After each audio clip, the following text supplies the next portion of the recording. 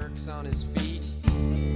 He looks up and gives me a grin and says, "Hey dude, you too must be from Marin." Marin County's A-OK, from Tam to Stinson all the way to MA. Fresh organic veggies in the market every day. The Dennis, Dylan, and NWA. Welcome to the Run TMC Podcast. That is the Run the Marin County Podcast, a podcast about basketball in Marin County.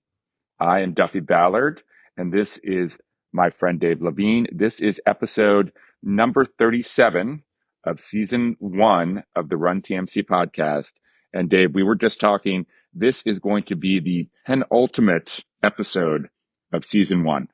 So we're going to end up with 38. True. That's a good number. Yeah.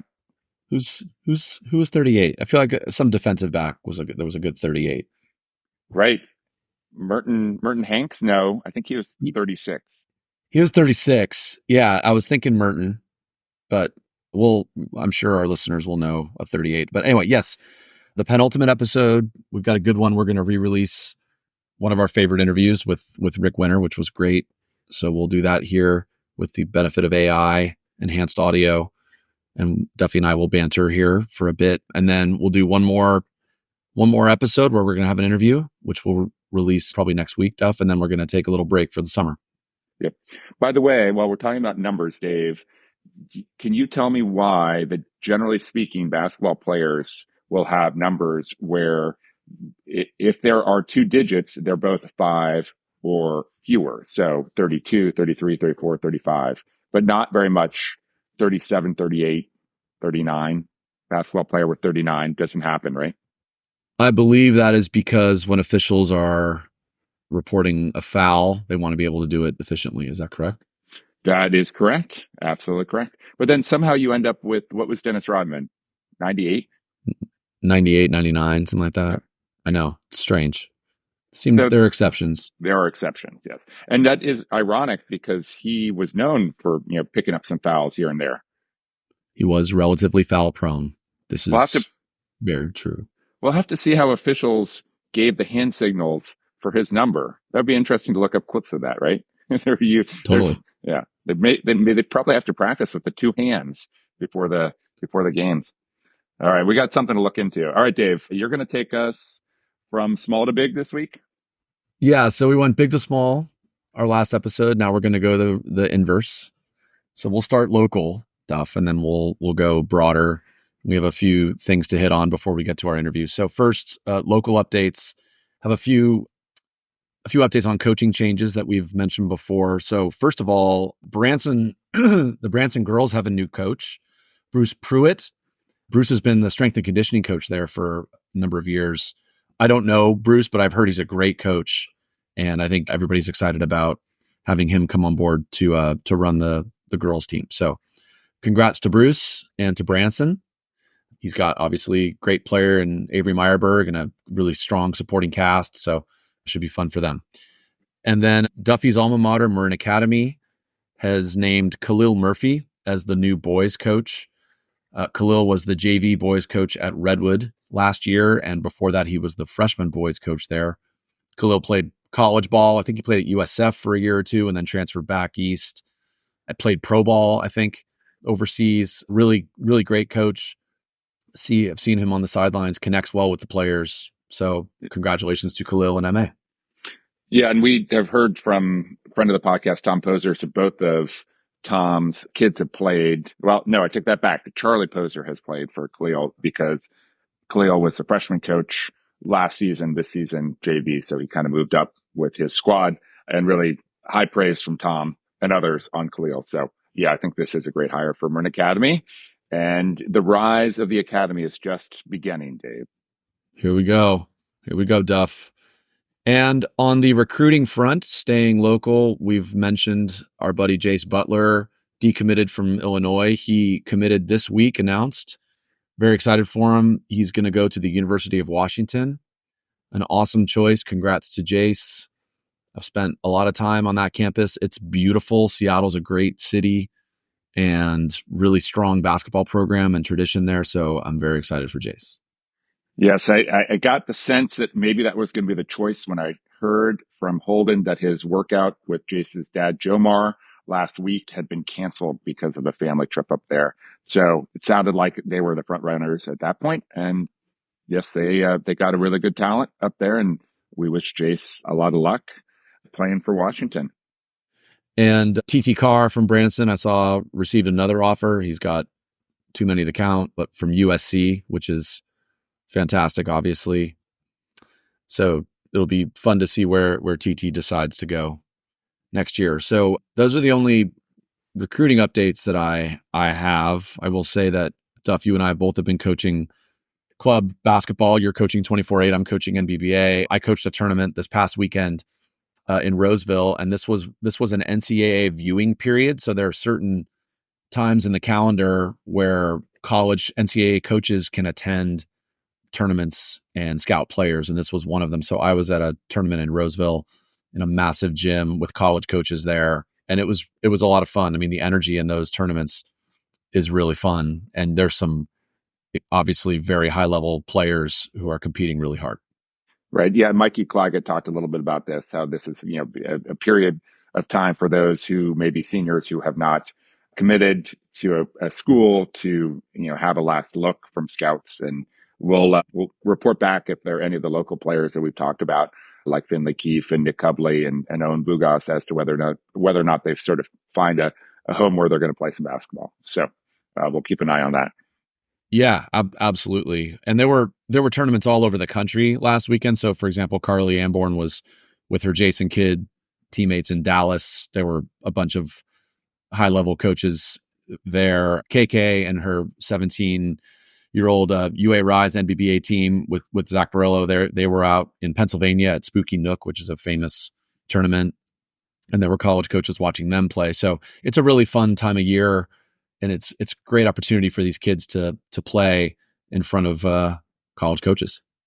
Yeah, and Dave, this is also the time of year where coaches and parents get to put some miles on their vehicles and travel around the surrounding areas and go to high schools and grade schools and places like Open Gym Premier, formerly known as Soldier Town, and the Ultimate OGP Fieldhouse in Walnut Creek, and see all sorts of new and interesting locations that they had never visited before. So I'm sure all the parents out there who have kids in club programs are enjoying their weekends of travel across bridges and discovering new places to find a meal in between game. So I will be, Duffy, this weekend. I will just be a dad, a fan, watching my daughter Lucy play at the lovely NorCal courts in Martinez, California. And you can't say that this podcast, Duffy, is only about basketball. I'm going to give a coffee recommendation. You ready, everybody? Dutch Brothers Coffee. We don't have them in Marin, but they are outside Marin, and they're awesome. Really good iced coffee, fun drinks. There's one in Martinez. That's my normal spot when I go to Martinez. Now, Dave, I don't know if it's still there. Wasn't there one on 2nd Street in San Rafael? I believe that it's a drive-through. It's not a Dutch Brothers. Dutch Brothers is very unique. That was like a Java detour or some Dutch Brothers knockoff, Duffy. Okay, yeah. Dutch Brothers is a public company. Great, very successful. Actually, there was a great podcast. I think it was How I Built This, NPR podcast about these two brothers who started the Dutch Brothers business. It's a really cool story. I think it started in like kind of rural Oregon. But anyway, if you're going to Martinez for a club basketball tournament in between games, get the kids McDonald's or whatever they want, but then you parents go get a Dutch Brothers. What about Phil's? How do you feel about Phil's, Dave?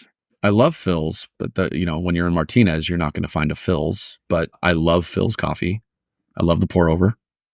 It's a little bit too much of a whole process for me. I mean, it is a nice coffee, high levels of caffeine, many milligrams of jazz juice coming through, but I like get the coffee and go. It's sort of my thing.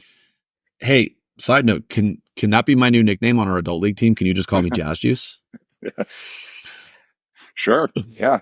You live it every minute on the floor. You live it. And by the way, Dave, as since you mentioned it, you had a great flash into the high post area in our game on Tuesday this week against Brick City. Was playing a pretty tough 2-3 zone. And usually we had one of our big guys at the high post. So that area was usually vacated, but there was like a transition moment where the big guys, I don't know where they were, probably just kind of lumbering, down the floor, and it was wide open. Yeah. And I hit you there, and then you kicked it back out, I think for a 3 or maybe for a layup. Correct. Yeah. No, I kicked it out to our friend John Granucci, episode 2. John was ready to shoot with his beautiful stroke. He made a 3. I got the assist. You got the hockey assist. Nice win for us. That was great. That was beautiful. So moving on from, I'm happy to talk about my exploits on our adult league team, but let's give a big shout out to our listeners for our fundraiser. So the fundraiser, we were successful in achieving our goal. So we sold over 50 items. We've raised around $2,500 stuff, and just really awesome. Thank you, everybody. To be clear, the shirts and hoodies will be shipped in mid-May. So we have to finalize the fundraiser, which will end this week, and then Custom Ink will send out all of the gear. I think it's the second week of May. But go ahead, Duff, discuss what you wanted to say about that. Yeah. So thank you everyone for supporting. We do currently 58 items have been sold, and our goal is 50. So that's fantastic. And we have total right now of $2,270 raised. This is the last day of the fundraiser. And then from the bank of the Run TMC podcast, we're going to kick in a little bit of extra there to get us to $2,500 total. And so we're going to be able to support the causes that we had chosen, and we'll report back on the specifics in our last episode of the season. But I do want to mention a little bit more information about the Project Revive, which is a project at San Quentin that we had briefly talked about previously. And I received some information from Ann Carta, who's awesome. She runs the Medical Reserve Corps for Marin County. And this is a program that they are initiating in June. It's going to be early June at San Quentin. It's going to be led by the incarcerated residents at San Quentin and supported by the Medical Reserve Corps. And the aim is to train 300 incarcerated individuals in life-saving techniques such as hands-only CPR, stop the bleed, AED usage, and Narcan administration. These skills are vital in emergency situations and can mean the difference between life and death. This vision extends to creating a sustainable training program where incarcerated individuals themselves become trainers, leading classes within the facility. To make this vision a reality, support is needed. So that's where we're going to help out, Dave. We're going to help buy some equipment. There are mannequins that are used for CPR training that give feedback to the volunteers and to the users in terms of how good the compressions are. And there also are training AEDs that can be used to walk people through what to do in a situation where there's someone who goes down and looks like they may have a cardiac event. So those are the equipment needs they have, and we're going to help out with those as best we can, but certainly getting at least one set of equipment for them, which will get them going to a sustainable program where they're teaching each other in the future. So I think a really worthy program, and we're happy to be able to support that, as well as supporting an AED for Sean Cannon Field and the Marin Survivors Celebration Dinner, which we will cover a little bit on our final podcast of this season. Yep. Well said. And we're floored by the support from everybody. And in addition to, the dollars and people buying gear, just the messages that people sent saying thanks for what we're doing with the fundraiser. Obviously, a lot of people impacted by Sean and Johnny Kearns and people we've mentioned. So it's bigger than basketball, folks. So and also we'd be remiss if we didn't mention KK. So I gave Duffy credit, and Duffy deserves it. Duffy's the one who's made this happen. But actually, the initial idea for a fundraiser of getting shirts out there, our gear out there, and combining it with a fundraiser was KK's idea. So thank you, KK. Awesome work. And in her very blunt manner, I think when she initially texted us, she's like, "You guys really missed an opportunity here." Right? She's like, You missed an opportunity to sort of talk about and initiate a fundraiser to help out with this issue. She's like, "You dumbasses, get with it." Thank you, KK. We did. In KK's unique style. We love her. Okay. Did you want to quickly talk about Archie? Yeah. So we mentioned before, and a link in the show notes, there, Archie Williams Golf Tournament. There are still a need to put together players for that tournament at the Meadow Club.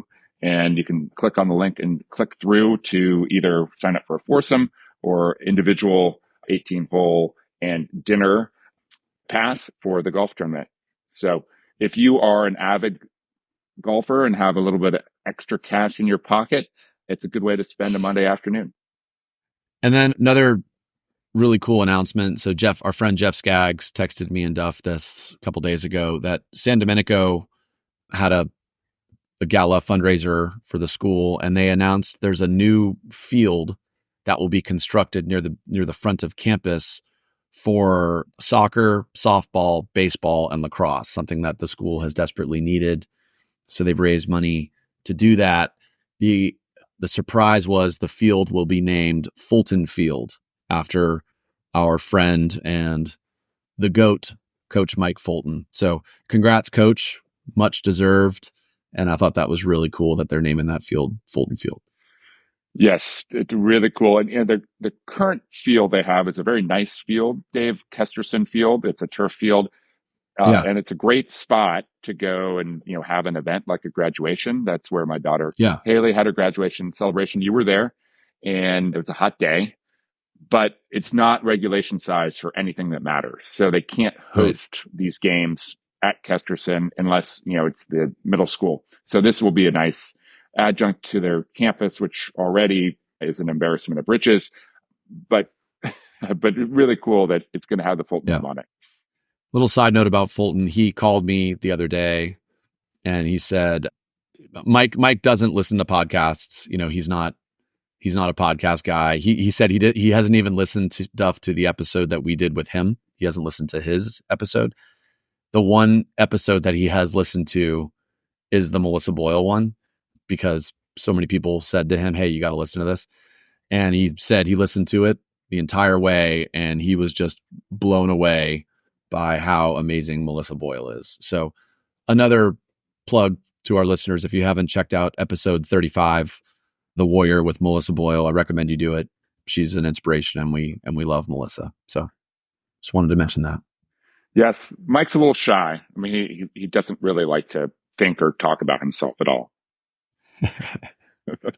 We'll leave that one there. Okay, let's get to our sponsors, Duffy. I'm going to start with our friends at North Bay Basketball Academy. Rick Winter, the founder of NBBA, is our guest today. But thank you, NBBA, for being a sponsor. And thank you to our stalwart sponsors at the Hub. Go visit the Hub and get a Hub burger and some Hub fries and sit outside, enjoy the sun. And thank you to the Hub to being our gold level premium sponsor all the way through season 1. We really appreciate your support. Karen Horsemeyer Real Estate. If you're buying or selling a home, please look up Karen. She's amazing. And she also will give you great, she's got some good offensive sets that she can show you. She was a D1 player and coach. She's a stud. Thank you, Karen. And to our friends at Medium, an online publishing platform. We're still waiting for the opportunity to read something from a fan of the Run TMC podcast where they break down in great detail the highs and the lows and the omissions and the player controls of season 1 of the Run TMC podcast. So we know someone out there is working on something and they'll eventually put it up on Medium, and we look forward to reading it. Tony Butler's always the one giving me my player controls. Tony, I think you should compile them all and write an eloquent missive on Medium. And then our final one is the Nike camps at San Domenico. Jeff Skaggs, Mike Fulton, and the team there. Great camps for the summer. As I said, I signed up my younger daughter to go. She's excited. They're great camps. Check them out. Nike camps at San Domenico. Okay, Duffy. Now that we've gone from local, and now we're going to go quickly. We'll hit on the NBA. Not that you and I are, as qualified as LeBron and JJ to talk NBA, but we did want to mention it. So we're in the playoffs. This is the first week of the playoffs. And I'd say it's been kind of ho-hum. The most of the series are going as one would expect. The higher seeds are ahead. I will say the one series that's been interesting is the Heat and Celtics, and the Heat got a nice win last night. And it's relevant to this discussion because with Rick Winter, we discuss Eric Spoelstra, who's the Heat coach, and Rick and the NBBA team have a close relationship with Coach Spo. I think Coach Spo is unbelievable, one of my favorite coaches, and so he just finds ways to put his teams in position to win games. And as you'll hear from Rick talks about how humble and open Spoelstra is, and that he's always ready to listen to people and pick up ideas from people. Kind of walks around with a notebook and writes down things that he hears. Kind of echoes of Coach Pribble, who is just a sponge. And so I think that's Spoelstra's success has been informed by just his willingness to be humble and listen. Yeah, I watched a little bit of that Miami-Boston game where Miami, evened it up, Dave. And yeah, it was like you watch a couple minutes. Duncan Robinson, who had hit some threes earlier in the game, he's heaving up like 25 footers that are not going in. And then on the other end, Jason Tatum's getting to the rim. Looks like he's going to score easily. Misses, gets fouled, misses 2 free throws. And then on the other end, some guy, Wright, who I've never even heard of, hits a corner three. And, Miami is up 7, 8, 9 points in the fourth quarter and close out Boston. So I don't know what that says about Spoelstra, what that says about Boston or Miami, but to his credit, whether it be some sort of psychological mastery or otherwise, his teams without Jimmy Butler, without the star power, they're still able to make it, give Boston, run for their money here. Although I will say, Dave, and maybe we could just spend a moment on this point, usually in NBA playoffs, after, you see what happens the first 2 games, even if the home team wins their first 2, you kind of have a sense of series that might go 6 or 7, and those series right. will probably go 4 or 5. And I would say, even though the Lakers, gave Denver 2 really good games, on Denver's home court and probably should have won game 2 or had a good chance to at least, I still see that series probably as a 4 or 5 game series, whereas the Knicks and Philly, unless Embiid goes down with an injury, which certainly could happen, I see that as a 6 or 7 game series at this point. And then, of course, I think, Dallas and the Clippers, that from the beginning, people saw that as, a pretty tough matchup. Yeah. Yes. So what do you think? So. Which series are going 7? I mean, I think I agree. I think the Mavs Clippers will go 7. I'm a little surprised that the Cavs haven't had really any resistance from the Magic yet. I think the Magic will make that a series because I think Orlando's got some real talent, and I think the Miami Boston series is fun. Particularly it's an 8-1. I mean, one thing I'll say, Duff, about Miami, I think I saw somewhere, I think they shot 52 or 53% from 3 in that game, which leads you to believe that they're getting a lot of open looks. And I saw some breakdown of one set that they ran where our listeners will get this stuff because these are 2 glossary terms we've covered in our 37 episodes. But they ran zoom action in the middle third of the floor. So usually zoom, which is a down screen followed immediately into a dribble handoff, that's usually done on the wings. They run it in the middle of the floor, and they get Tyler Hero, does kind of an Iverson, comes into a zoom, gets it, and he turns the corner and he penetrates, comes 2-foot jump stop, kicks out to a corner 3 for Jovic, I think, hit the 3. It's just Spoelstra runs really good stuff. He's got all his players buying in, and they're doing it without Jimmy Butler, who's one of the best players in the league and is a great clutch player. So that's a really fun series. Yeah, we'll see. I kind of do have the feeling that maybe Miami wins 1 more at most in that series, but we'll see. We shall see indeed. Okay. I would like, Duff, one more thing before we get to Rick. You had a poll that you found that you thought was interesting. Yeah, others may have seen this if they subscribe to The Athletic, but I thought this was an interesting discussion that you and I could have, Dave. So this was a poll of NBA players, 136 NBA players, and they asked them, okay, you're building a roster from scratch. Who are you going to sign first? So you can sign anyone for however much money you want. And so the top 2 choices, pretty much exactly equal, were Wemby and the Joker. at 27%, 27%. And then you had Anthony Edwards, 10%, Luka, 9, Shea, 4, Tatum, 3.5, Joel Embiid, and LeBron, 3%. Giannis, now this was interesting, 2% for Giannis, Banchero, 2%, Steph Curry, 2%. So hot take on this, Dave. Not totally surprised. Wemby is an alien. He is, you've never seen anything like him. I mean, and over the course of the season, it's scary how good he's going to be, right? He's so much better now than he even was 3-4 months ago. And Holmgren, I'm surprised actually, we talked about this stuff. I'm surprised that Chet Holmgren wasn't on that list because he's that same kind of player. I mean, these guys are they're north of 7 feet and they handle the ball like guards and they shoot threes and they're in the paint defensively. How do you finish over a 7'4" guy that's quick and a quick jumper? I don't know. It's incredible. He's a baby alien, Holmgren. He's sort of the alien. Yeah, he's a hybrid alien, part human, part alien. But I agree. Yeah, I think I would have expected Holmgren to get a vote. I would have expected that Jazz Juice himself, Mr. Jordan Poole, might get a vote or two.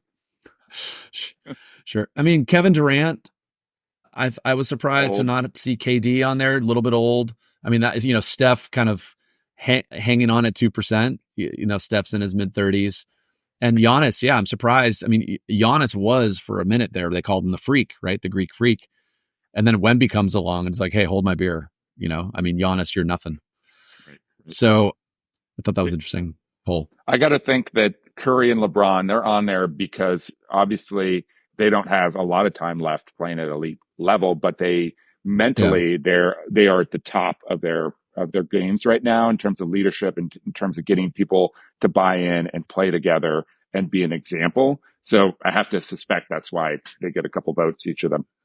Yeah, I can't imagine not picking Curry to build a team around. Just exactly what you said, like just culturally. What a guy, what a teammate, what a human, right? And in addition to that, generational talent and skill and changed the complexion of the game, but just so great in the locker room. So cool. Well, okay, let's get to this interview. So this one, we did this many months ago. This was episode 11 with Rick Winter. Rick is a really fun person to talk to. He's got such a wealth of knowledge.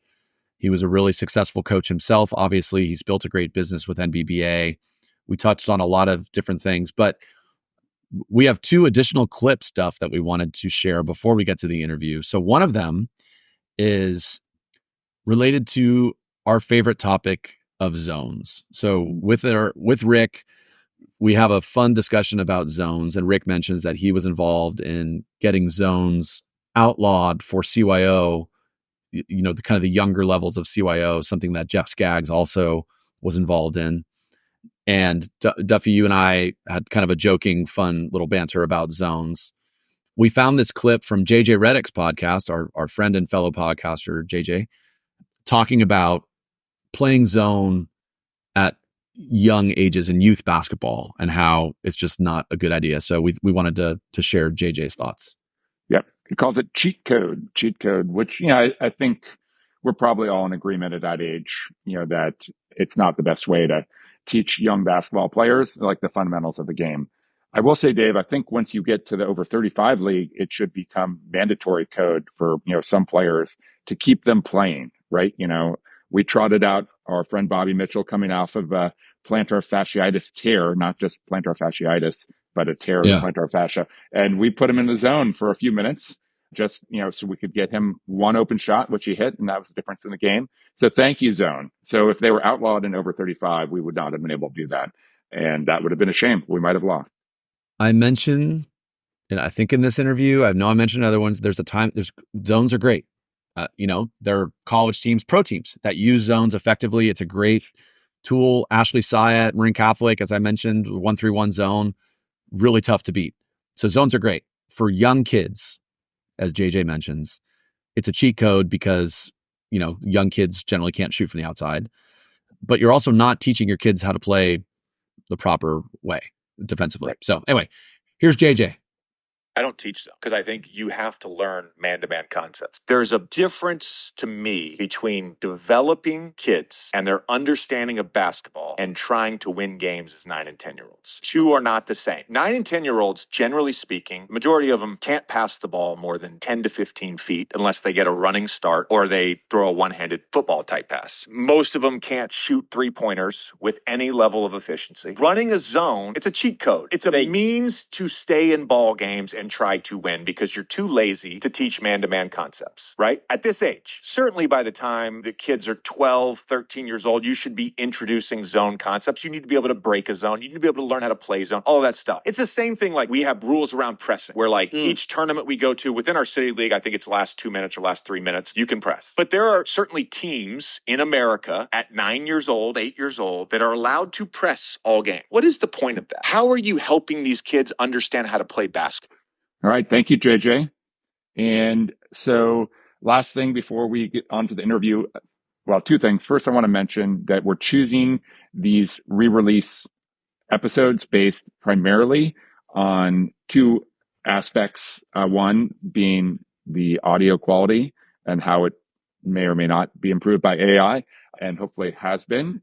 And number two, the number of downloads and listens prior episodes have received. So we're kind of going down the list of the episodes that needed the most help, as well as those that were most popular.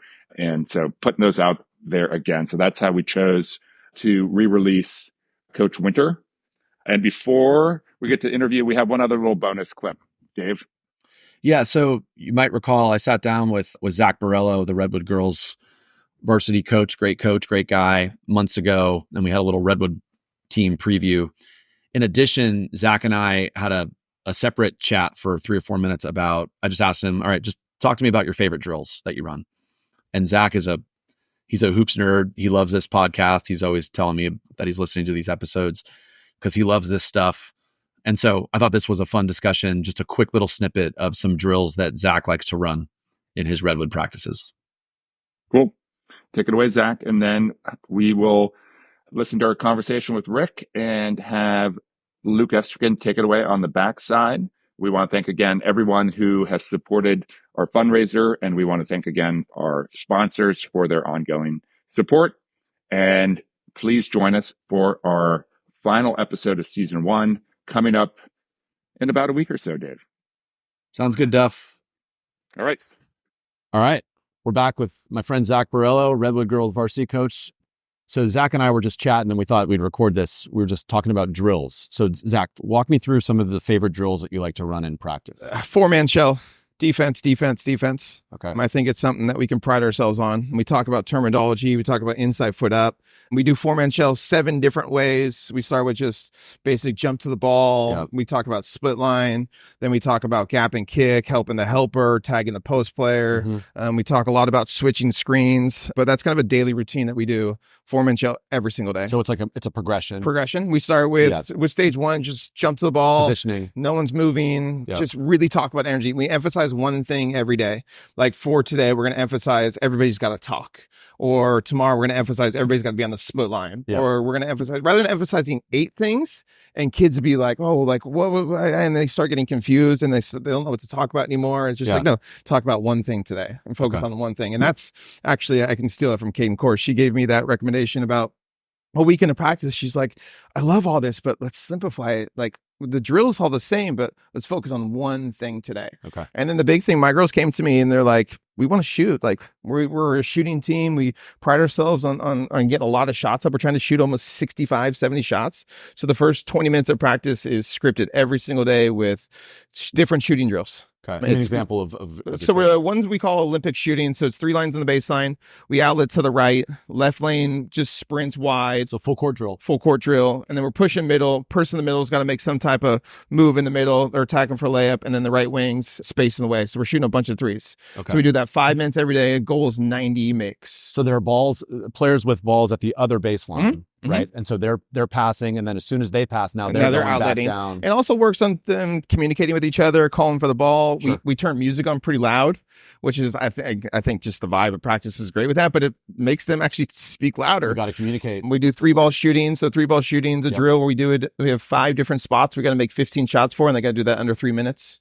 Different things. I mean, we pride ourselves on a ton of shots up. I mean, if you're not going to get them in practice, how do you expect to make them in games? No, absolutely. And so that's one thing that we really pride ourselves on getting a lot of shots, and we play so much in practice. Yeah. Less drills, more playing, and we play. So the last stage of 4-man show is actually live. Okay. So everything's live. We're switching everything. We're talking. Yep. We've really been talking about trying to get underneath screens because we get pinned on a little too much. I'm an attention to detail coach. Sometimes I hope I can let it go a little bit more. Right. One thing that if we really do well, if we get pinned on the high side, we got to recover well, but we get on the split line pretty well and we talk really well. Rue Todd actually came up to me yesterday in practice. She's like, Coach, look how great this has gotten throughout the season. Like, this is awesome. And I'm like, yeah. And we don't stop it, and it just flows. And it adds for a good environment. It sets the tone for practice. First 20 minutes is scripted with shooting. Then we go into 4-man shell, and that sets the tone for practice. Yep.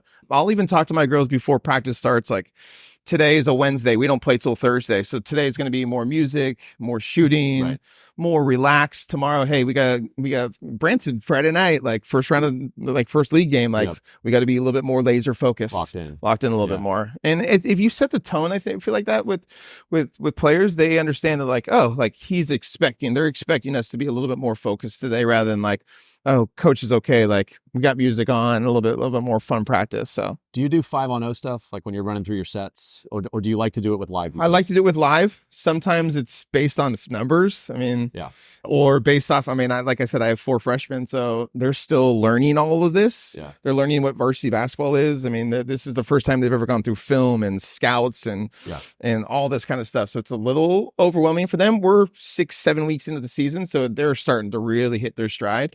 But I have a red team and a white team every night. So they'll play against each other. They'll do shooting competitions against each other.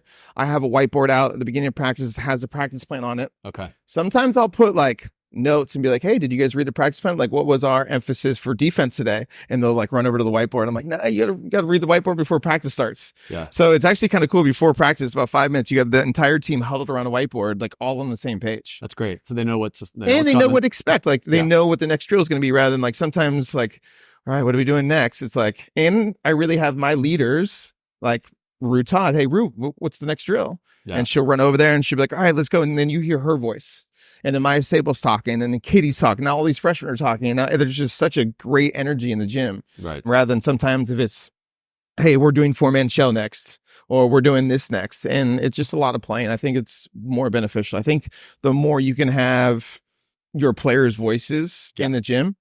The one thing about Redwood is when there's no one in the gym, it's huge. It's a big gym. It's big. So it takes a lot to fill it up. Yeah. So that's why I love music. Awesome. I don't know if every coach is into it, but I love having music in practice. I just need to have someone to make sure they can turn it down when we do have to talk every once in a while. Exactly. We actually need to communicate something. Yeah. Awesome. Well, thanks, buddy. Yeah. Thank you. Great thoughts.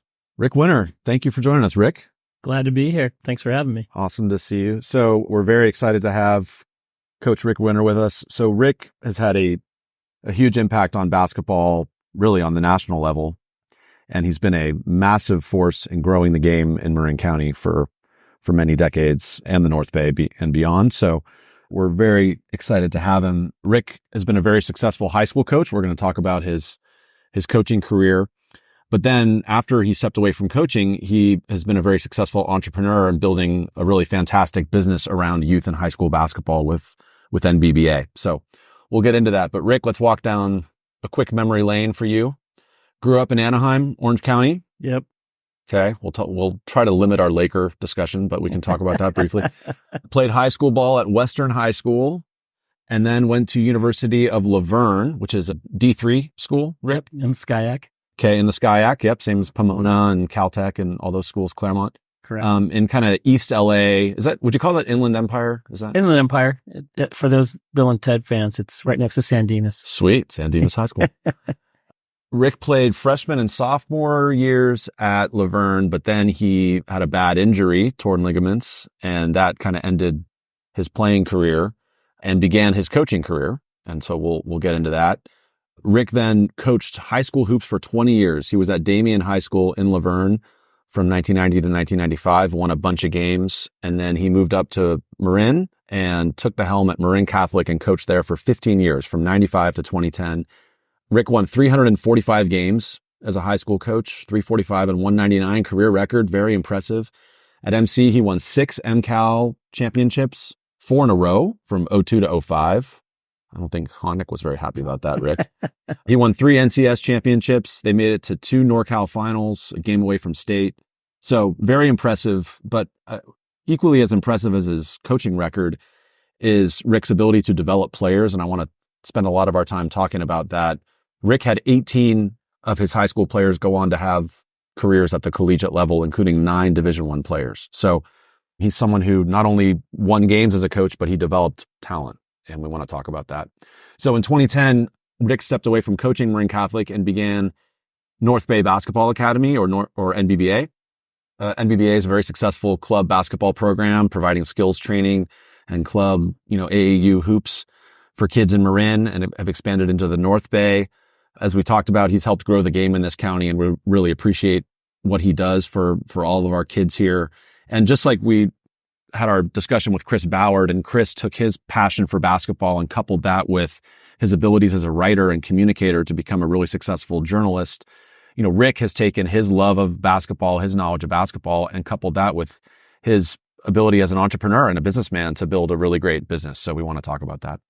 Rick is married. He has 2 sons, Brock and Kyle. Both are great guys. They work at NBBA with him. Excellent coaches in their own right. So Rick, thanks for joining us. Thank you. So let's talk about developing talent. I want to jump right into that because it jumped out at me when we were kind of trading text messages with your background and 18 college players. So you developed a lot of players into Division I players. Talk about developing a player versus coaching a team. How did you strike that balance? Yeah. So I have two main mentors. One guy's named Mark Track. He was my coach my sophomore year at Western High School. He then left, started up the Brea Linda girls program and built a dynasty. He was a women's coach at USC, New Mexico State for years. He's the one that really focused on individual development when I was a player. Yeah. And then Mike LeDuc, he is now the coach at Damien. He was actually the coach at Damien until 1980, then left, went to Glendora High School, coached guys like Tracy Murray, of course. Casey Jacobson, Adam Jacobson, Cameron Murray, who played at Louis. I mean, these are all, that's the league I coached in. Very high level, high powered league. He's my real mentor. And his summer program was nothing about team. It was all focused on individual development. And so I brought that philosophy with me to Damien and then also to Marin Catholic. So in the summer, we did very few team concept stuff. And my teams practiced 6:30 a.m. in the summer 3 times a week because then we had Camp of Champions after. And so almost all my kids would come to practice, worked it out with Kim Peralta, football coach, or Scott Morrison, who was a football coach before him, and they would go to football after. And the kids that played both. And so then in those 6:30 workouts, it's individual development. And then in 2002, 2003, Phil Handy, who is now an assistant coach of the Lakers, got his start in my gym. His first client was Michael Turner. And so Phil came in. Before you know it, here are all these kids from all over the Bay coming to work out with Phil. And my teams, I used to open the gym at 6:30 every morning before school, before class. I also taught AP US history. Yeah. That's my other passion. And so my team would come in before school. I'm not allowed to work them out, but sometimes Phil would be there, or Phil would do a workout earlier in the week, on the weekend, and then Michael Turner's putting the kids through the workout. Or 2 years later, Ryan Metner's helping put the kids through the workout. Or in 2010, Brock Winter is putting these kids through it's all fundamentals and skills. And then I also think that it's a coach's responsibility, and this is a frustration I have when I watch, especially some younger coaches, is that you have a responsibility, in my opinion, to help the players that are good enough to play at the next level get to the next level. So I'll use Michael Turner as the example. Yeah. So when Michael came to me, his freshman year, he played at Novato High, played pretty exclusively inside, transferred to Marin Catholic as a sophomore, and pretty much his game was 15 feet and out.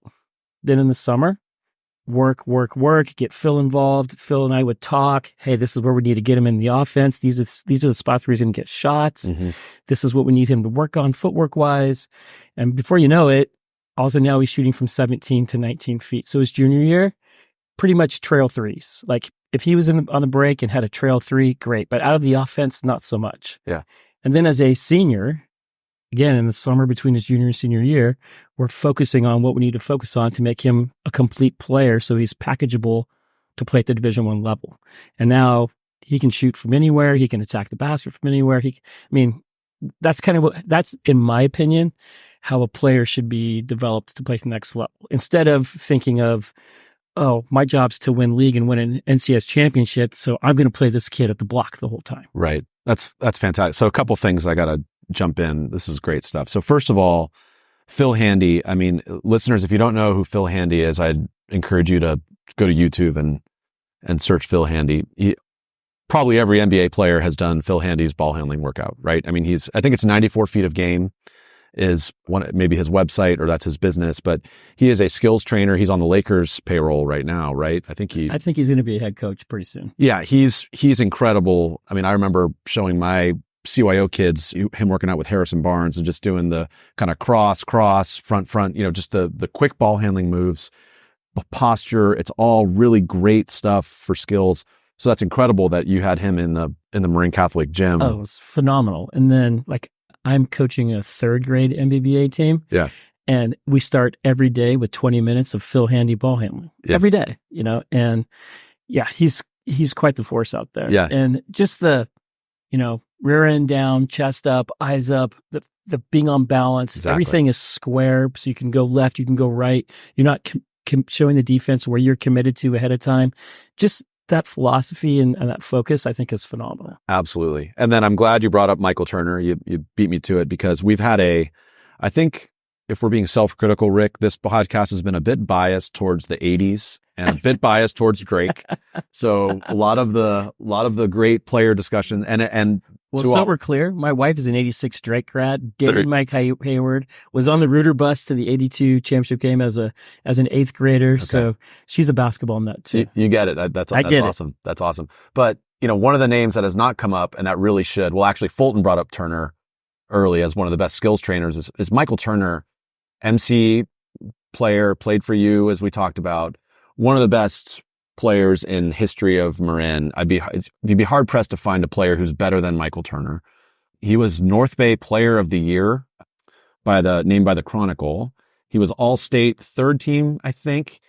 And then he went on to play at West Valley JC and then played Division I at Hartford, where he was all-conference defensive first team, played pro ball in Germany, and just unbelievable player, unbelievable energy, a great shooter. And it's really cool to hear you talk about your focus on developing him.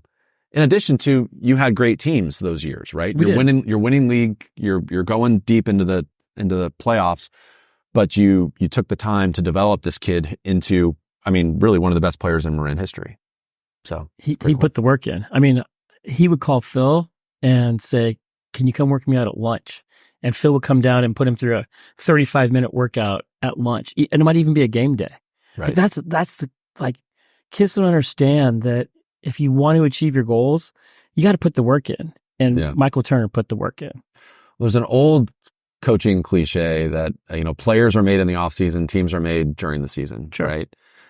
But, it's interesting to hear you talk about how in the off season, cause I fall victim to this even now. I just coached, over the summer, we had open gyms and I'm still thinking about, okay, what sets are we going to run? What's our framework going to be? But really the focus should be on skill development during this time. Right. I'm not saying we didn't do any team concepts, but 80% of what we did from that 6:30 to 8 o'clock block was fundamental work, skill work. Yeah. That's great. So another coaching cliche I want to ask you about, I'm going to butcher it, but basically treat the kids fairly, but not necessarily equally. Right? Yeah. My old coach always told me that, I can't treat everybody the same because if I have one player who's a a Division I level player and I have a player who's a freshman, that's the 15th player on the team. It's just, I'm not going to treat those kids the same, but I'm going to be fair to each of them. Right. So talk about that. So we're back to Mike LeDuc. Mike LeDuc taught me that 90% of the game is getting kids, psychological part, getting kids to buy into their role. Right. And whatever that role may be, that you got to convince them they're the best at it. And so for me, I just had this talk with Brock over the weekend. Your son. Yeah. He has a kid on his 7th grade Under Armour team that I could see in the game is getting frustrated. I'm like, you got to remember, you treat them all fairly, but you push his buttons a little differently than you push Ollie Rowan's. Right. Ollie Rowan, you can really jump on, but this young man, he doesn't respond to that as well. Yeah. So you got to find the buttons to push. So I had plenty of players in my career where if I yelled at Dave Levine, he might be done for a month. Right. But if I yelled at Duffy Ballard, he was like, screw Coach Winter, I'm going to go prove him wrong right now. I know it's a hypothetical, but that was very accurate, Rick.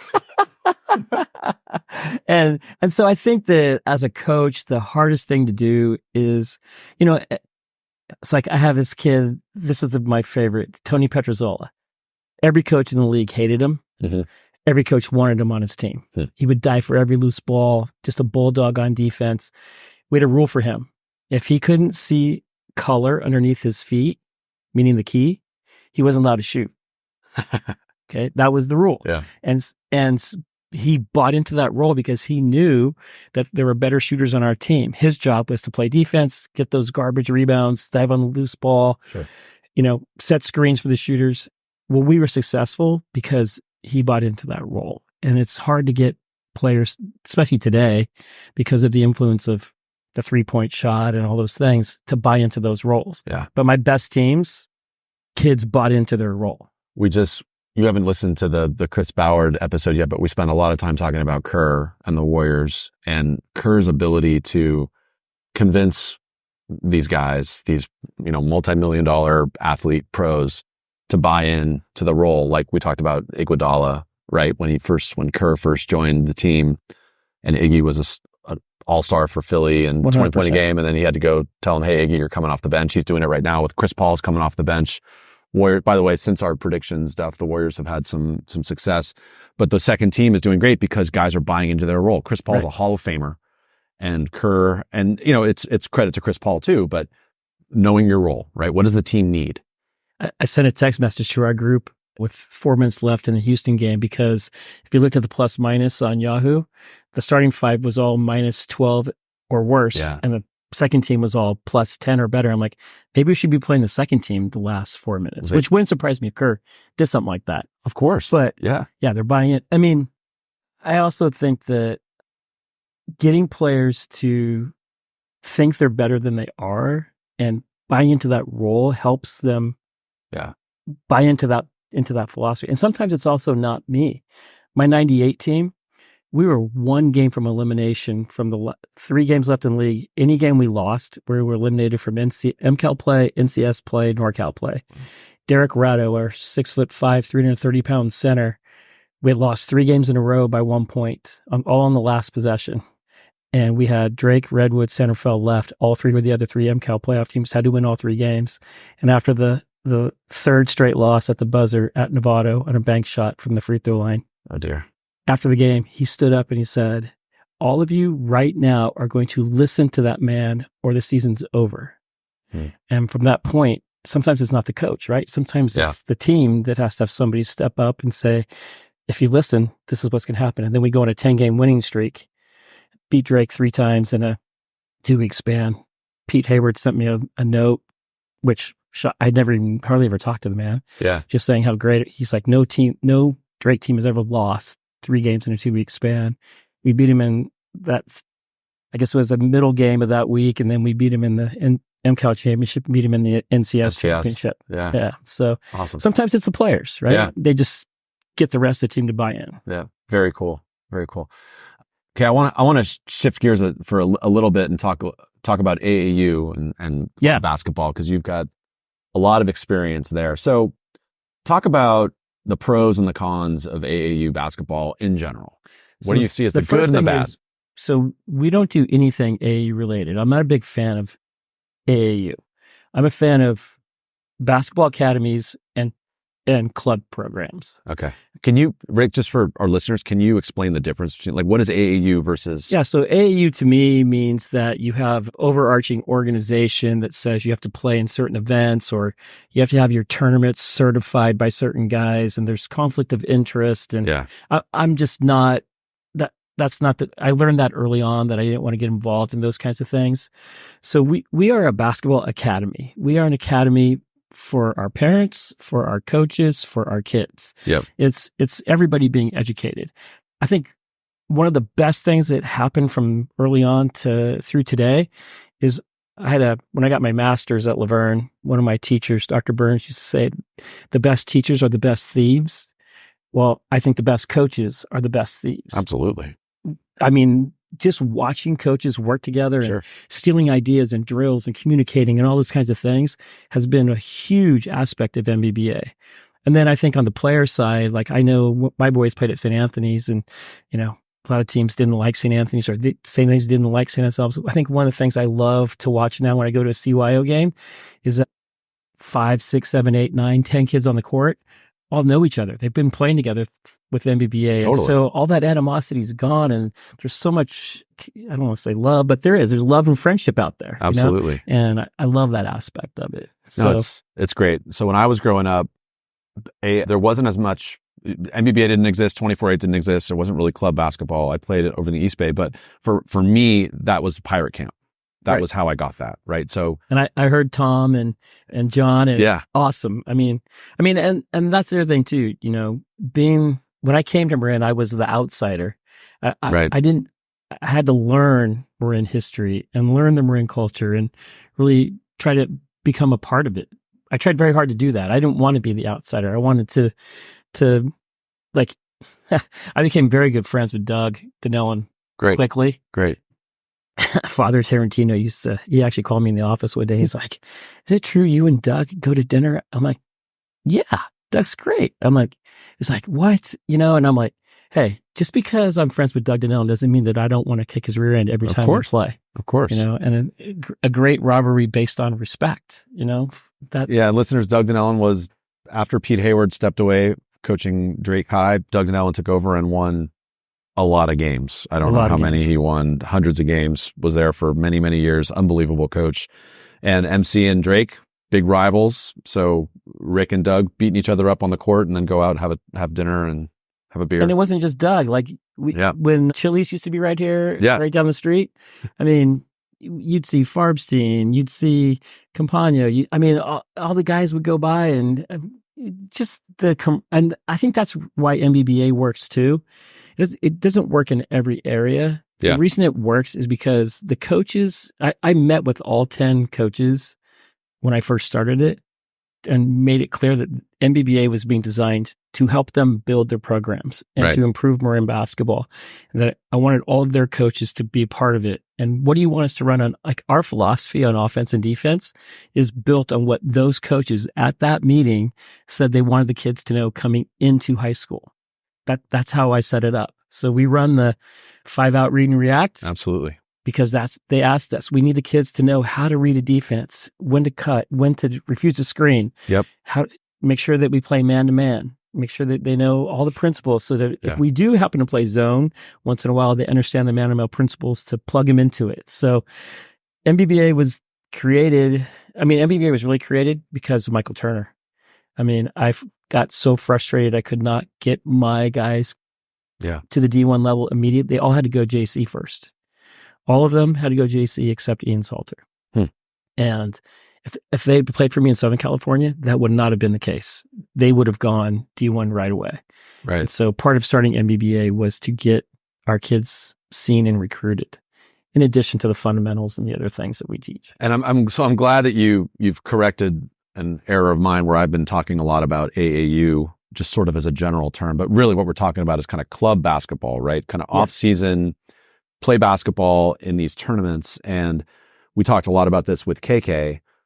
You know, this is a really important way for kids to get exposure to colleges, right? Because during the season, obviously college coaches are coaching their teams, right? You have recruiting coordinators and assistant coaches are out on the road, but it's harder for them to scout a high school team than it is for them to go to a tournament in June and they see 100 amazing kids in the gym. 100%. So NBBA has been a very big player in that space for the last, 15 years.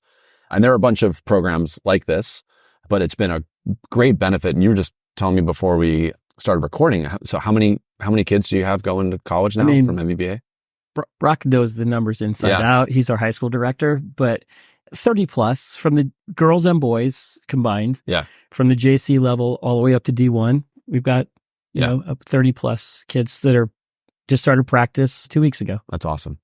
So very, very cool. Great accomplishment. And we're going to have Brock and Turner on this podcast and we'll go deep on this. Okay. I want to shift gears again, Rick. I want to go back to the early days of growing up in SoCal for you because it's been a very Marin focused podcast and that's great, but you're someone you're interesting. You're a hybrid, right? You've left an indelible mark on Marin basketball in your 20 years that you've been here, but you're a SoCal guy growing up. So growing up in Anaheim, what was that like? Were you playing pickup? Were you a big Laker fan? Like what was it like? So I was a huge Laker fan. I mean, Jerry West, Gail Goodrich, Elgin Baylor. I mean, that was, and then I was also a huge UCLA fan. I still remember Notre Dame breaking the streak on my little, the kids today wouldn't even know what I was talking about, but my little black and white TV that I had to sit 6 inches from my face to actually see the game. And then. Was that Walton's team, by the way? That was Walton's team. Yeah. That was Walton's team. Kelly Tripucka. Yes, that's right. Kelly Tripucka did him in. And so my parents, when I was in 5th or 6th grade, moved to a neighborhood, bought their first house and moved to a neighborhood in Anaheim. And Twiley Reed Elementary is where I went. And there was a park connected to it. And the park had 2 full courts and lights, chain nets, all that. And it became a pretty, I'm listening to Tom and John talk about the Drake courts. Yeah. That was it, and then maybe 7th grade, my parents started not getting along so well. And so literally I would get home from school every day and my escape was 3:00. I was at those courts until probably 6 or 7. Yeah. My mom would, yell out the back gate, dinner. Yeah. Or I had to be home if the lights were on, the street lights went on, you got to be home. Right. And so I just played and played and played. But the turning point came with Magic and Bird. I mean, the 79 NCAA championship game changed everything. Cause here I'm this 14-year-old kid and I listened to Fulton talk about Swen Nader the other day and all this. Cypress College is a couple miles away from where I grew up. And that's where Swen played before he went to UCLA. So the Cypress College guys would come there. There were big time games going on there. It was a hotbed. And I only get to play if they needed a 10th guy, but I started to earn some respect and I'd hit a big shot here or there, or I'd make a good pass. And then pretty soon it was like, okay, hey, maybe this little guy can play. Right. And then Coach Track saw me playing there. And that's when I played on my first travel team. And then he was my coach when I went to Western High School. Great. But I got cut from my junior high team. That also had a huge influence. I started, going to the park and just putting myself through workouts. Yeah. Working hard, get better. Yep. Yeah. Awesome. So how did you end up at Laverne? So you go to high school and then you now we're going to play college ball. I didn't go there to play ball. I had a huge interest in journalism. Huh. And I was the first person in my family to go to college. And I actually got accepted at a couple of really good, I got accepted at UCLA, got accepted at UConn. But Laverne had one of the best journalism programs on the West Coast. And I had a chance to play. So a guy named Gary Smith was a coach at Redlands. He actually recruited me a little bit. And then I went and watched him play.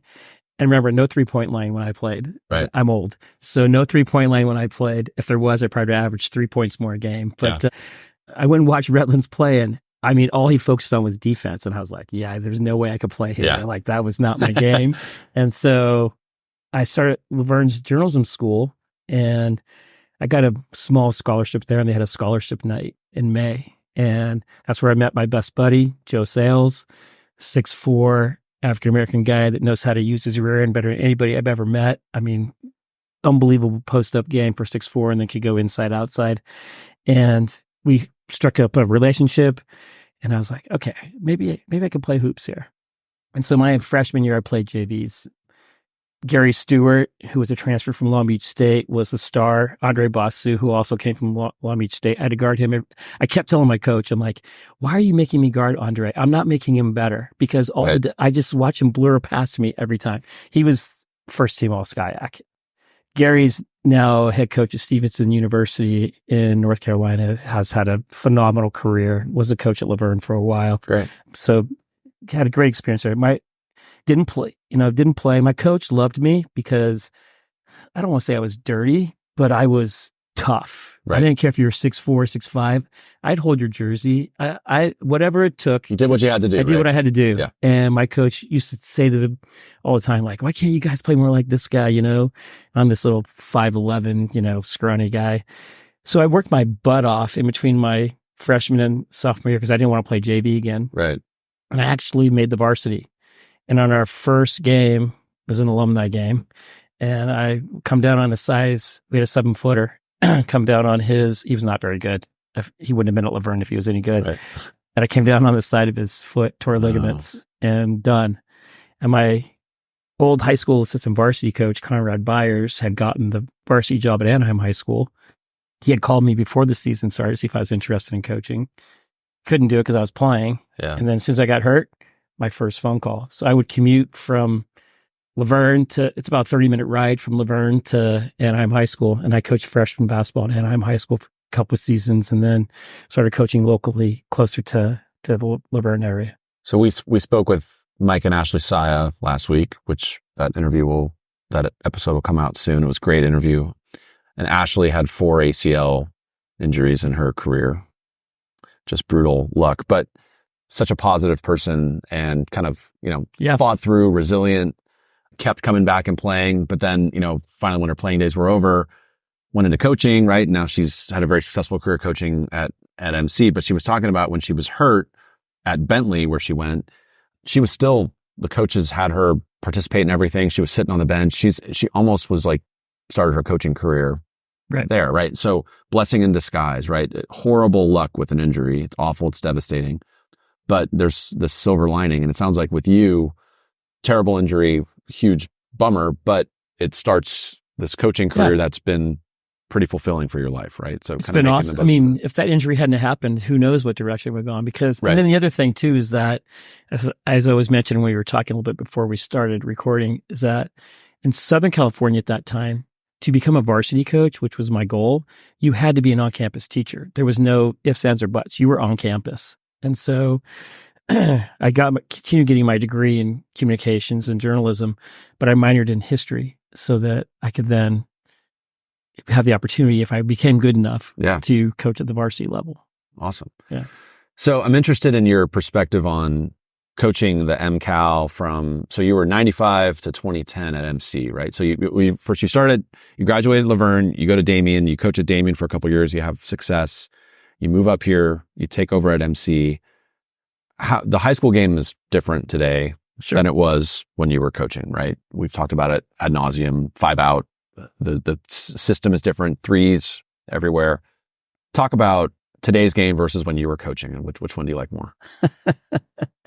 Well, I think the players would tell you that they like today's game more. Sure. Like, funny side story. So I always geared my offenses and my philosophies around what talent I had. Yeah. And so Mike LeDuc actually, along with John Macy, who was a coach at UC Riverside, created an offense called 2-guard. I brought it to Marin. Very effective offense. It's basically a 4-man flex screener with tons of counters off it. Very difficult to guard. Yeah. But like when I had the 6'10" kid, Ian Salter, I went and spent 2 days with Herb Sendek at Arizona State. Oh, wow. And learned his version of the Princeton offense. And so we ran the Princeton with Ian because he could shoot from the 3. He could put the ball on the deck. He ended up playing at Toledo. So it didn't make sense to run a 4-man flex with him at the high post and not be able to utilize him. So we changed. Well, this is hilarious. So senior year for Brock, I have Patrick Conroy. He's a freshman.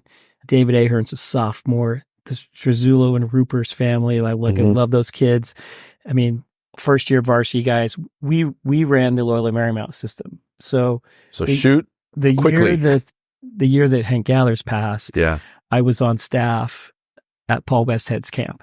Oh, wow. And so I got to learn his system. And so Brock's senior year, we ran that system. We pressed every second. We would rotate 10 guys, 10 guys every game. And we're playing San Marin in the league opener, Stuart Wasonga's junior year. They're beating us by 15 the whole game. And we just keep, Westhead's philosophy was, if you're 99% committed to the system, it works 50% of the time. If you're 100% committed to the system, it works 100% of the time.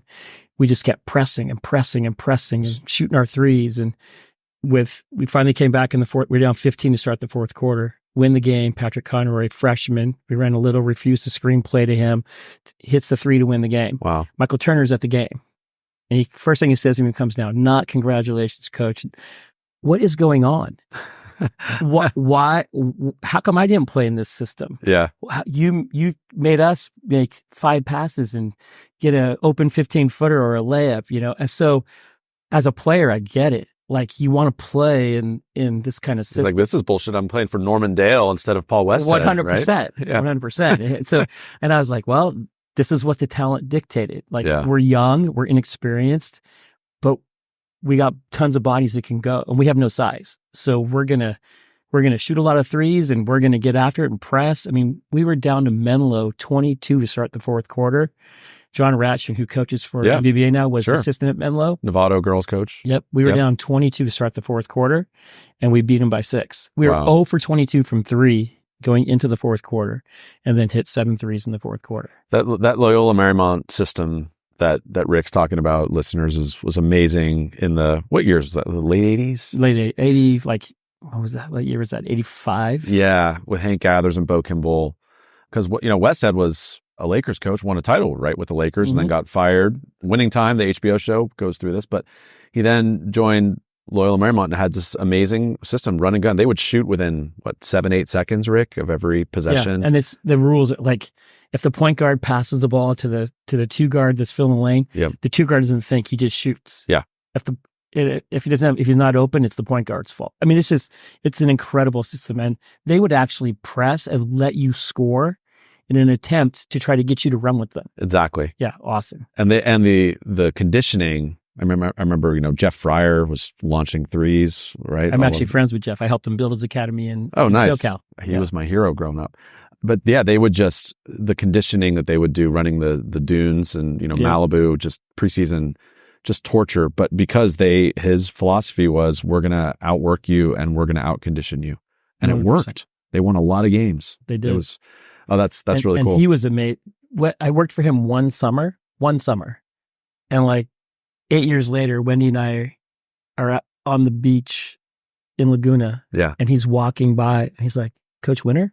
That's cool. How's this guy? I worked for him for 1 week. Yeah.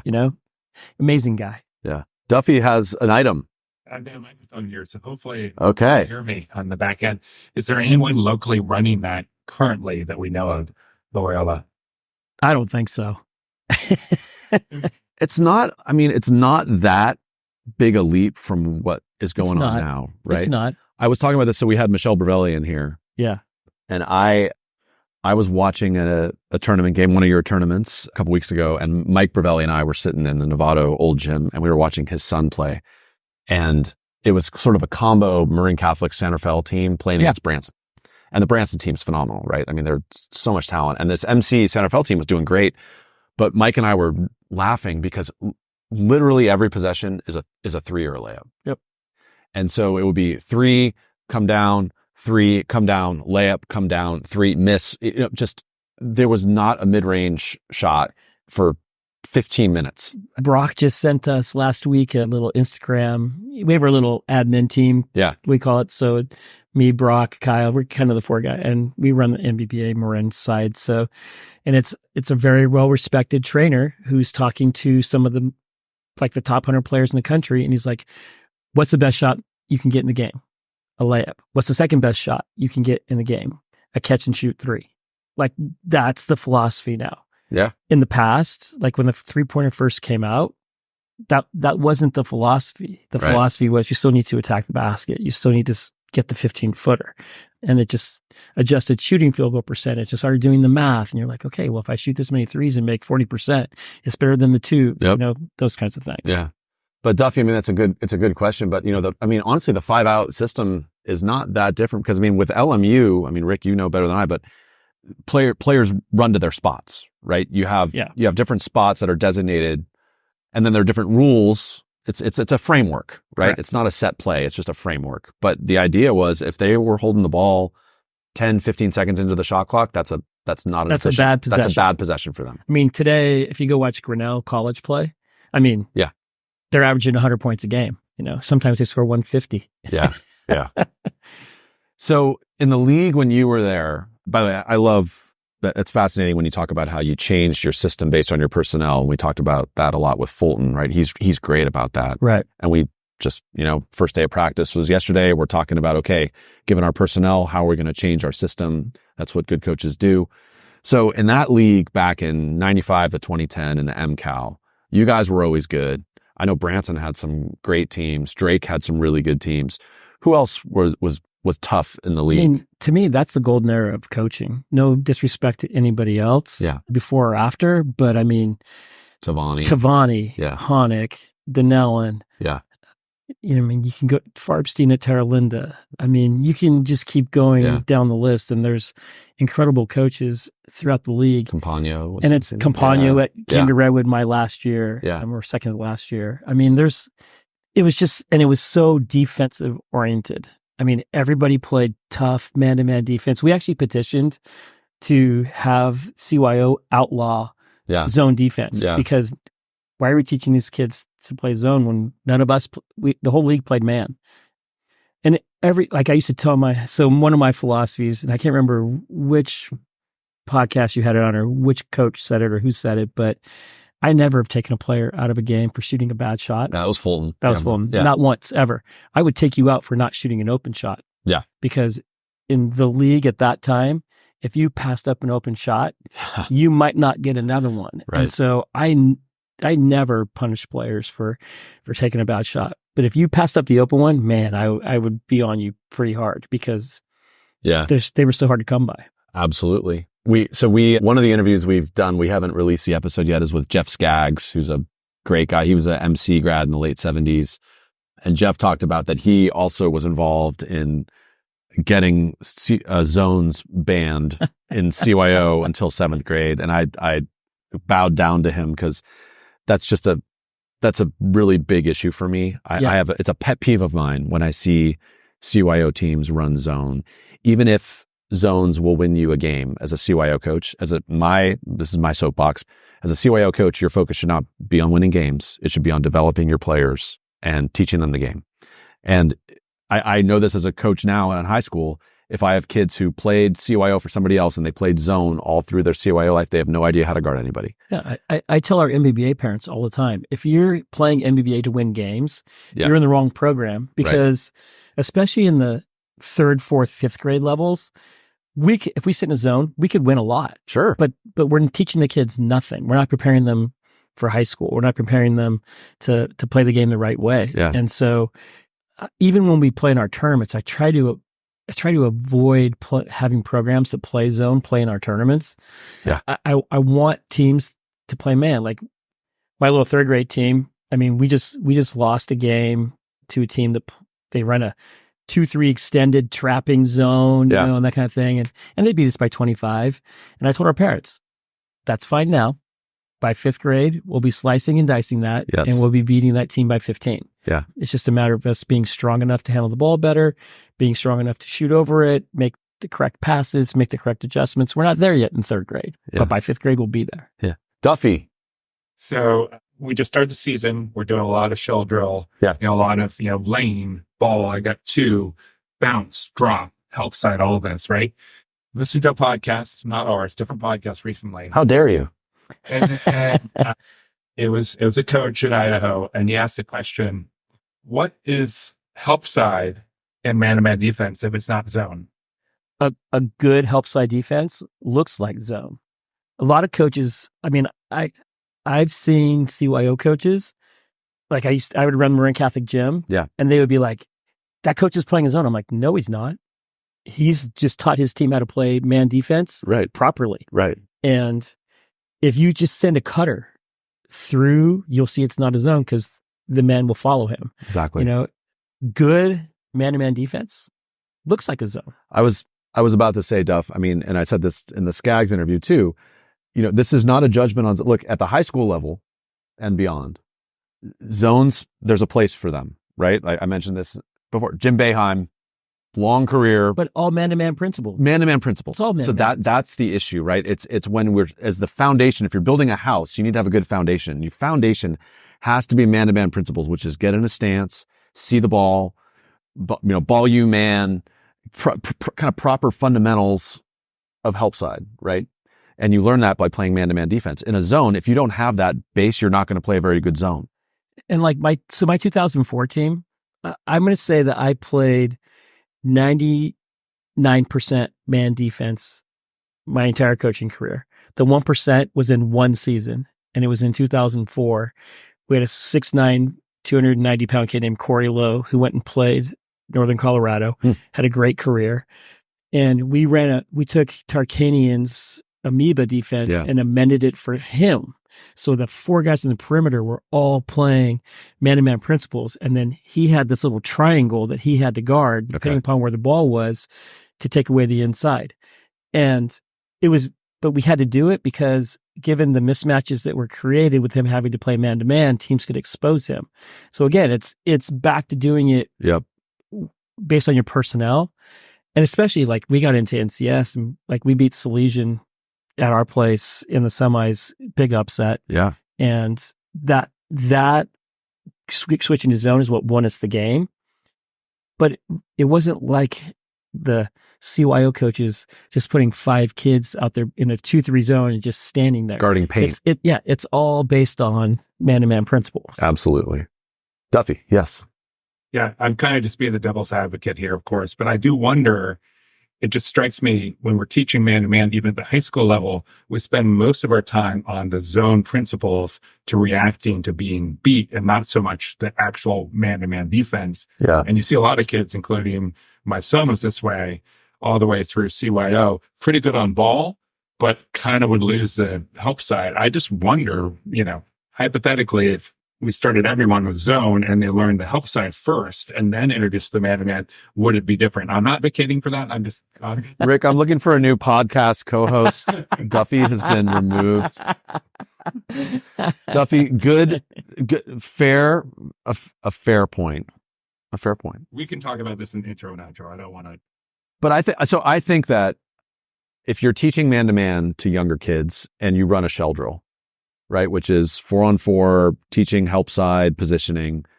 Yes, it looks a little bit like a zone, but I think that is the answer that's the best way to teach defensive principles. Yeah, I teach my 3rd grade team. We run shell drill every single day. Yeah.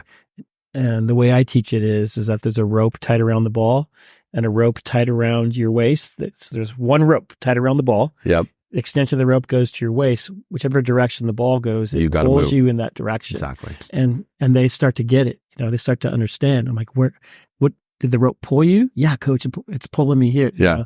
That's a great visual. Yeah. So you had a unique experience at MC, and that we've talked about this a little bit, and that you coached your kid, right? Yeah. So you had Brock played for you. Kyle was too young, right? You didn't coach Kyle at MC, right? Didn't want to coach Kyle. Okay. Because of the experience with Brock. Yeah. Okay. So coaches coaching their kids, that's a tough one, right? It can be great. Yeah. I assume it can be a challenge. So talk about that and how'd that work out for you?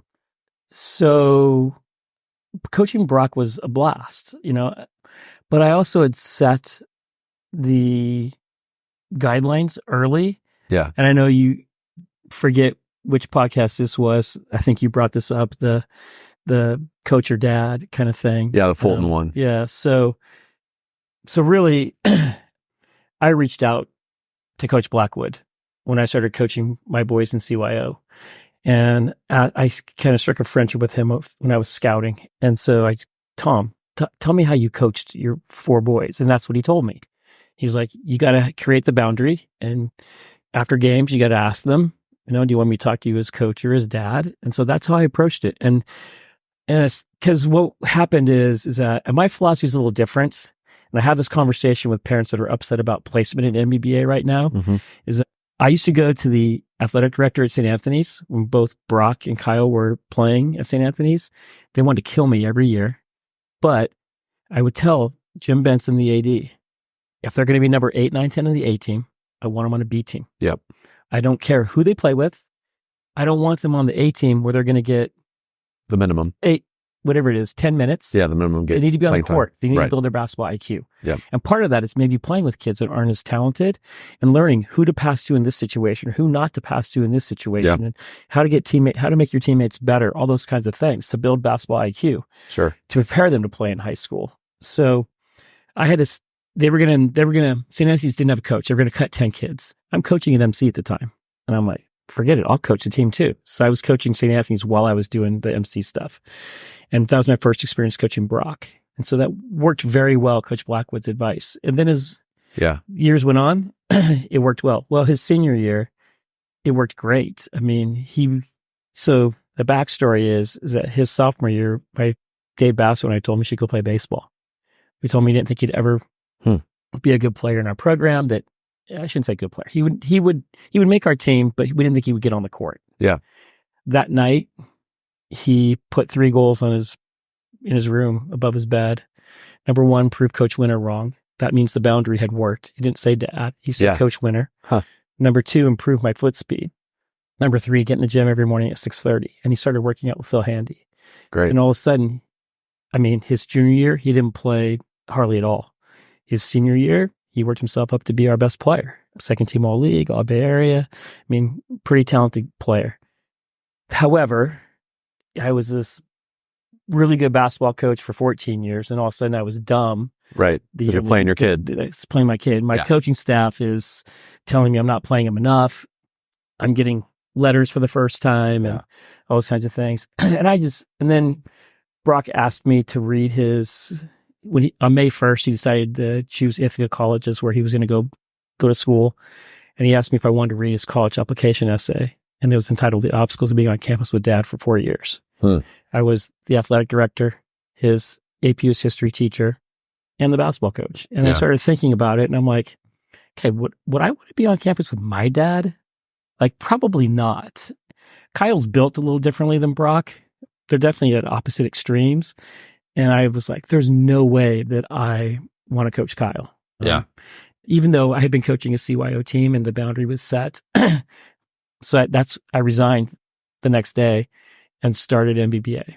And I think it's now carried forward into the business world. Like Brock and Kyle and I have we can separate the business relationship, and like Brock will challenge me.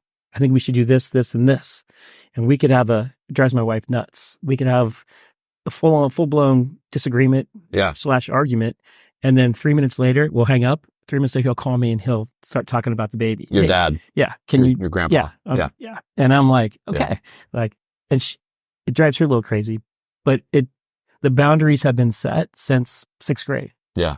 Well, that's great. One of the things I wanted to have you mention was you're great about just the whole idea of this feedback thing. And I gave Tony Butler some love on that one, but really that was you that also said That's that. All right. Doesn't matter where it comes from. But no, as long as the message gets out. It's great advice. It's great advice. But Tony, love you too.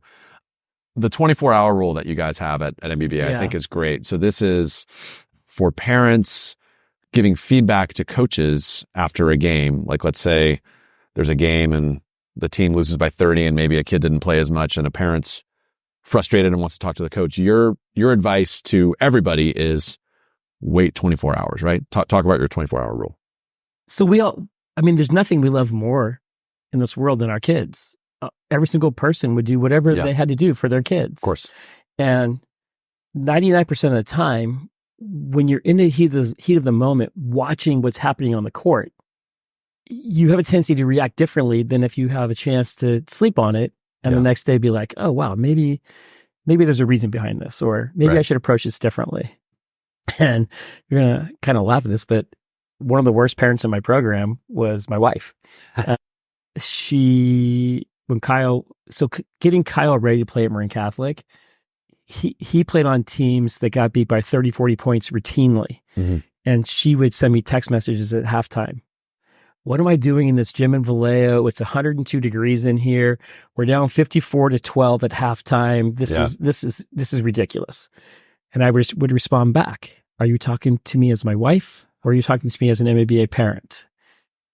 I'd get no response for a while. and then I finally got her to understand that if Kyle ever wanted to not just make the team, but get minutes at Marin Catholic, these were the kids that he had to play against now, because these were the kids he was going to play against if he ever did make a varsity team. Yeah. So she kind of got it. But that's a good example of that. I get it. As a parent, it's so hard to watch your kid get beat by 30, 40 points. And so you want to send that text message. You want to send that email. And so I actually had a parent this year, first time I've ever gotten this response. He sent me an email. It was not a good email. You know, they lost the game by however many points. And my philosophy is that if you break our rule, I don't reply. I will not respond. Yeah. And I say it in our parent meeting. Yeah. And so he responded back the next day and said, are you going to respond to this? And I finally responded back and said, 2 questions. 1, have you watched the parent meeting, the Zoom link? And 2, if you have, then you know you're violating the rule. Why are you sending this? He responded back with, no, I haven't watched the parent meeting. So he didn't know about the rule. And so I actually addressed his concerns, even though it was a violation. Yeah. And he didn't like my response. And he said, I'm actually offended that you think that parents are not capable of responding rationally in less than 24 hours. And my response back was, most parents are not, because this is the thing you love the most in the world. Nobody's rational about their kid. Nobody's rational about their kid. Yeah. I'm not rational about my kid. You know, it's impossible to be that way. Yeah. So I think most parents follow it. And I can't even begin to tell you how many times a parent will violate it. And then the next morning, it's the first email in my inbox. Right. Please ignore that. I'm sorry. You know, I'm so upset about A, B, and C. Can we talk about this? And then I'll talk to them about it, because now they're in a more rational state. Yeah. And by the way, the number of complaints we get we had 72 teams this fall. We're talking maybe 5 or 6. Right. It doesn't happen all the time. Yeah. No, that's great. No, I think it's a really good message. That's actually really good for even beyond basketball, right? I mean, just, it's good. Don Ritchie. Yeah. Yes, Duffy. Some of the best emails I've ever waited. Yeah. Yes. So I'm going to appreciate that criticism of his interview. So I'm just going to write an email, a very pointed email about your zone comment, but I'm not going to send it until tomorrow. Okay. I'm going to wait 24 hours. So the credit for that goes to former principal at Marin Catholic named Don Ritchie. Yeah. He taught there for 30 plus years. And when I was the AD, got the AD's job, he was the principal, and dealing with some of these parents that donated $1 million and this and that and all that, or thought they were entitled to things. He taught me 2 things. He said, number 1, wait 24 hours before you reply. Number 2, remove all emotion from every response. Just give the facts. And so my first year as AD, he made me send my responses in the situation to him first. Okay. And he would send it back, and it was like he was my teacher. Right. And he would say, is this emotion? You know? And I'd be like, okay, I got to remove that, you know? And so that's how I developed that philosophy. Again, the best teachers are the best thieves. I mean, totally stolen these things from all these really, really great administrators and coaches. All right. Speaking of stealing stuff from good people, Rick, I want to talk about Coach Spoelstra. Yeah. So listeners, if you don't know who Eric Spoelstra is, he's the head coach of the Miami Heat. He's, in my opinion, he's my favorite coach in the NBA. I mean, I love Kerr, I love Pop, but Spoelstra, I love watching the Heat play. He does so much with the talent that he has. They're all bought in. He runs great stuff. I love Spoelstra, and I know you've had some great experiences working closely with him. So talk about that. Yeah. So it was the weirdest thing, strangest thing. 2013, I guess, summer of 2013. it was 2012. Took a year for it to all transpire.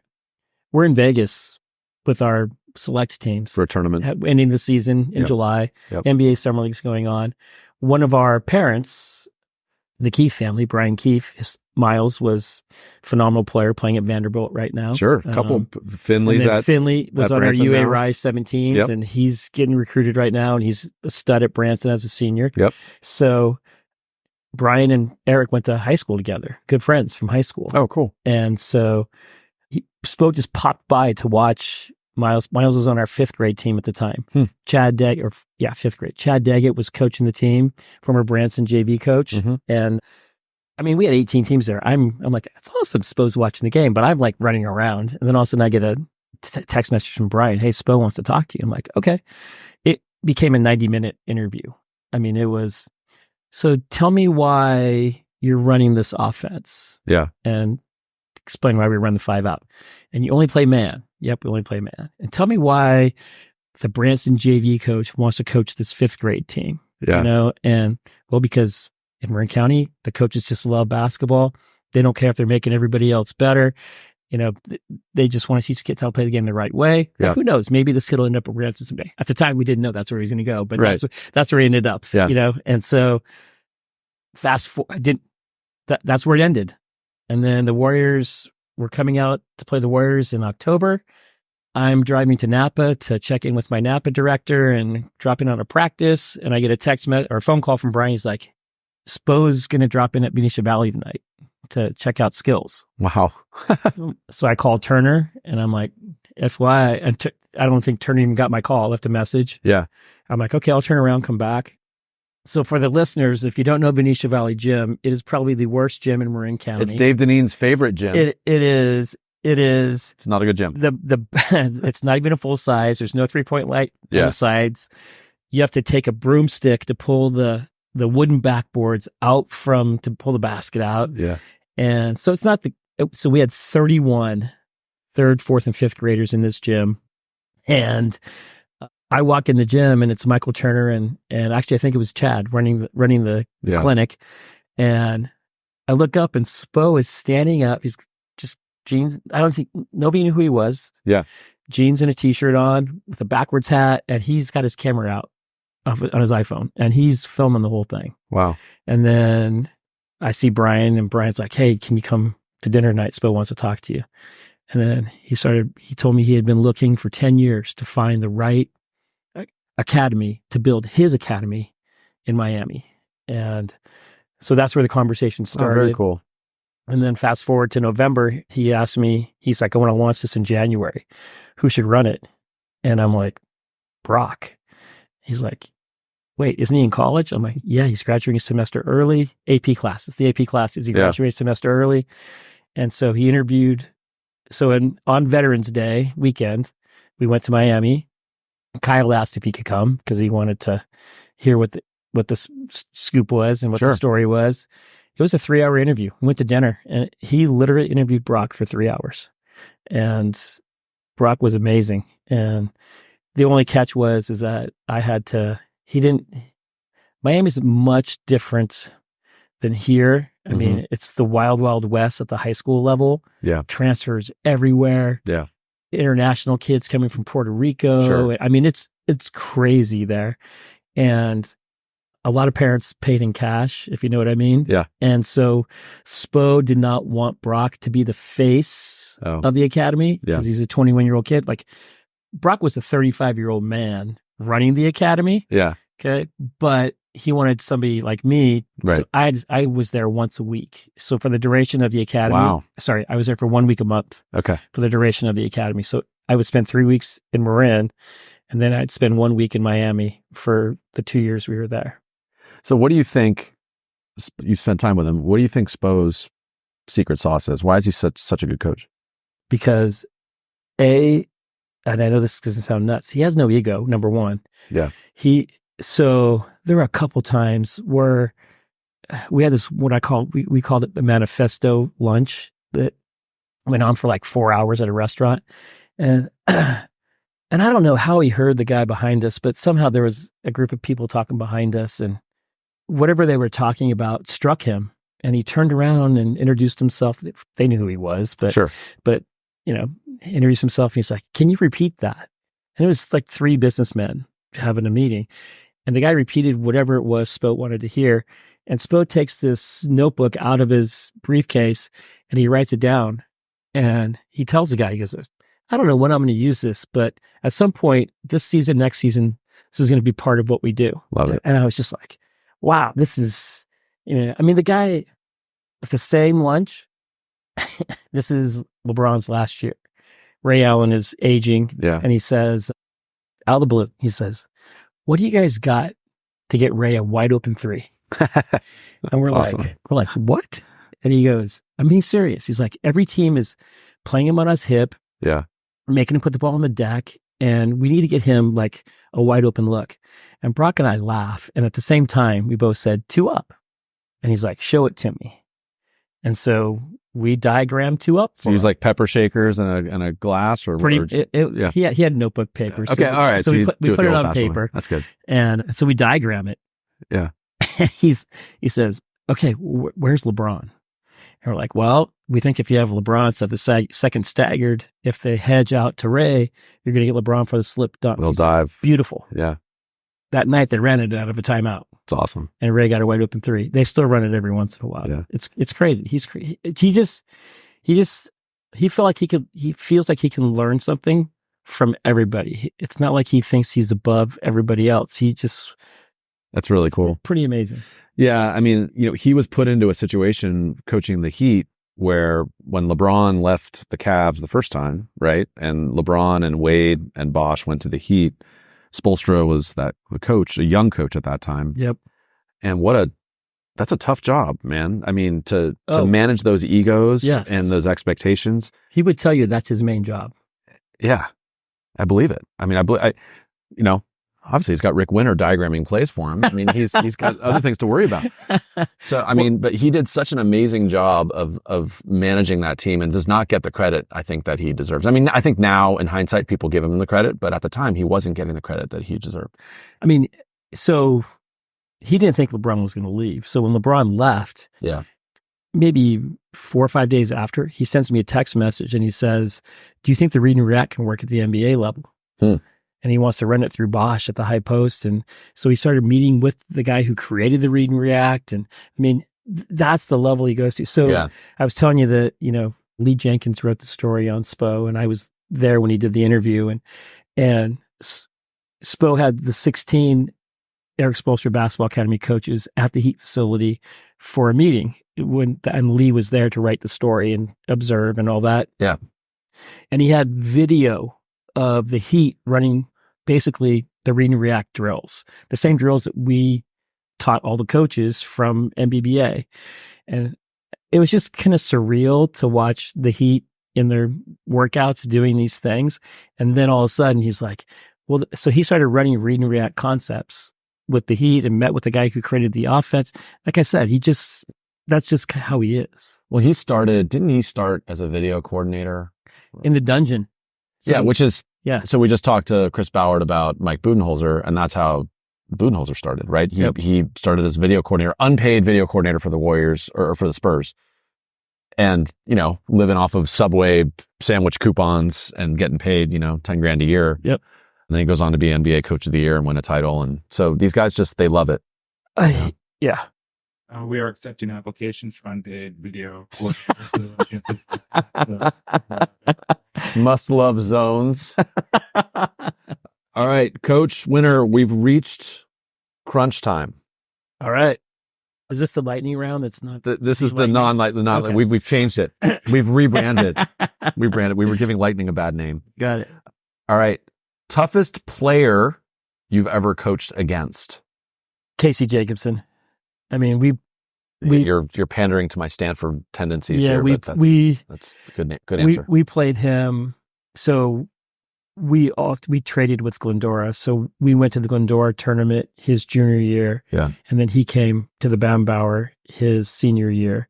I remember that. We played them in the championship game both times. And I mean, just unstoppable. I wasn't the head coach when Tracy Murray played. So UCLA legend. Yeah. But I mean, head to head, I mean, just unstoppable. So Casey played at Stanford early 2000s, maybe late 90s, early 2000s. He was a couple years after I was.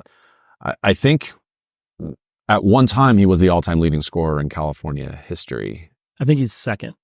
Yeah. No, I think he's third. He's up there. Tracy Murray's second, and the kid from Sacramento is now first. I forget his name. Okay.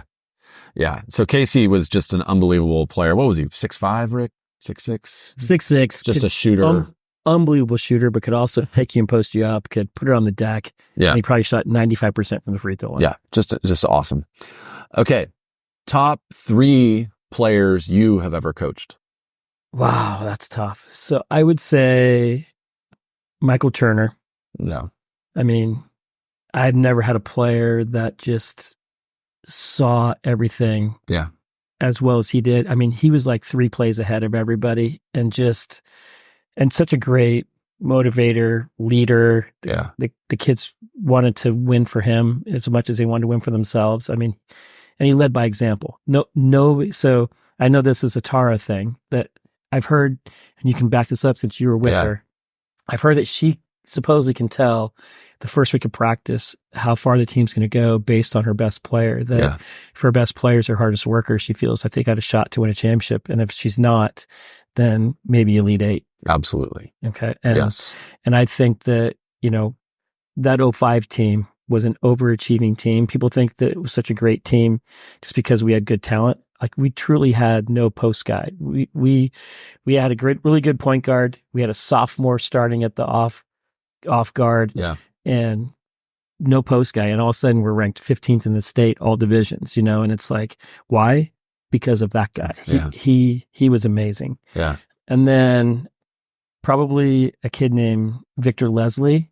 So I got the head job at Damien when I was 24 by default. Mm-hmm.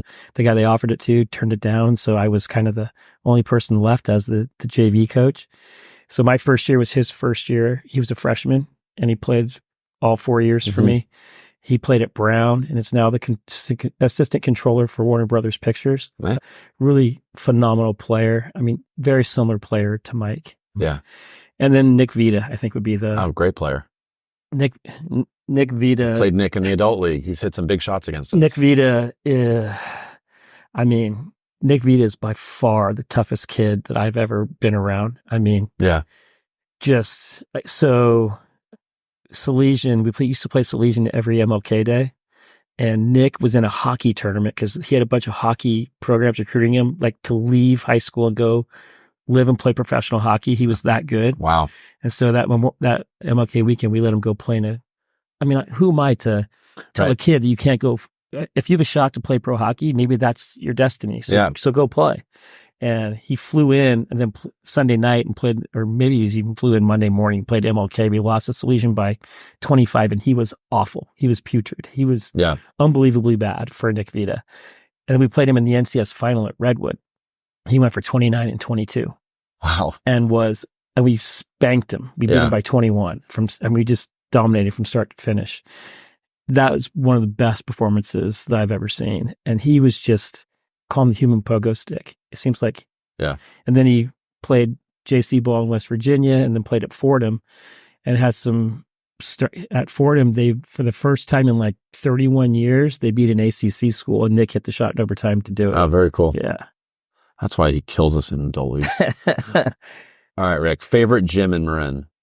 Oh, come on, the MC gym. I mean, all right, we'll let you have that. I mean, for a couple of reasons. One, I love the dome. I mean, I just love and I just think that it's such a huge home court advantage. I mean, you have all that history and the banners and I don't love shooting in that gym.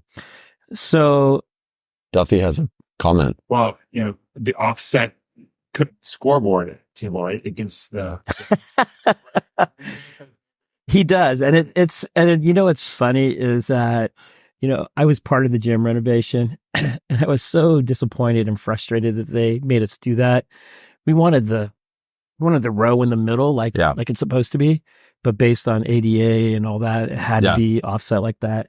So frustrating. But yes, it definitely did does give an advantage to the home. Even CYO coaches do that, right? They will run to get there. Yeah, absolutely. Get more pacing. But it's real just estate. I think it's a tough place to play for an opponent. It is. Well, Skaggs was telling us that it used to be the stands were up high. Yeah. Only. It was called the pit. Yep. And you think that would be make it really tough, right? With this crowd looking down on you. That was before me. Yeah. That was back in the 70s. Yeah. Okay. Favorite coaching saying, aphorism, one-liner. And you probably have, you could go into Spolstra's notebook and grab one. No, I mean, so I was really big on discipline and being on time. So it's not really mine. Dave Craig, who is still Mike Saya's assistant today. So Dave Craig was Jerry Pirro's assistant before me. Yeah. And then he was with me the whole time through MC. He had a 2-year break where he went and coached with Bobby Dolan for 2 years at Branson. Yeah. And then he came back. And then he has been with Coach Saya for the duration. He's a tough Bronx guy. Yeah. You know, his claim to fame is that he held Kareem to like 31 in the first half. Nice. He's a funny guy. And his two favorite things are, you got to have the fire in the belly. Yep. You know, you got to have the fire in the belly. But the best one is, if you're 10 minutes early, you're 5 minutes late. There you go. And I was big on being on time. Being on time. I mean, you have to do things the right way. So Dave Deneen, which was a great episode 5, fans. Dave Deneen was an awesome discussion. He's a great guy. And he talked about, just the little things like be on time, be a good teammate, get good grades. Yep. Don't, just follow the team rule. Like do the things that you can control. Just do those things, right? So Khalil, just so you know, I back it up. So Khalil Bill, to this day, we had mass before every game, and he was 1 minute late to mass. So I benched him for the first half, and we were literally 1 minute late, and we were playing at Cardinal Newman that night. We ended up losing by 5, which ended up costing us home court in NCS. Yeah. And we ended up beating them in NCS at their place. But to this day, he'll tell you that it set the tone for him when he went to UCLA and played for the Bears. And he's like, played pro football. Yep. He's like, it just set the tone. You know? I mean, 1 minute late to mass. Most coaches probably are like, I want to win the game more. I felt like it was better to send the message to everybody that everybody plays by the same rules. Yep. Great. Least favorite coach to coach against in the MCAL, or just not that you dislike him or her, but toughest one to Jonas. Yeah. Jonas and I had some great battles. And it's funny, like you say, well, he probably wasn't very happy during that run. So in the 2000s, we won the first 4 and he won the next 5. Yeah.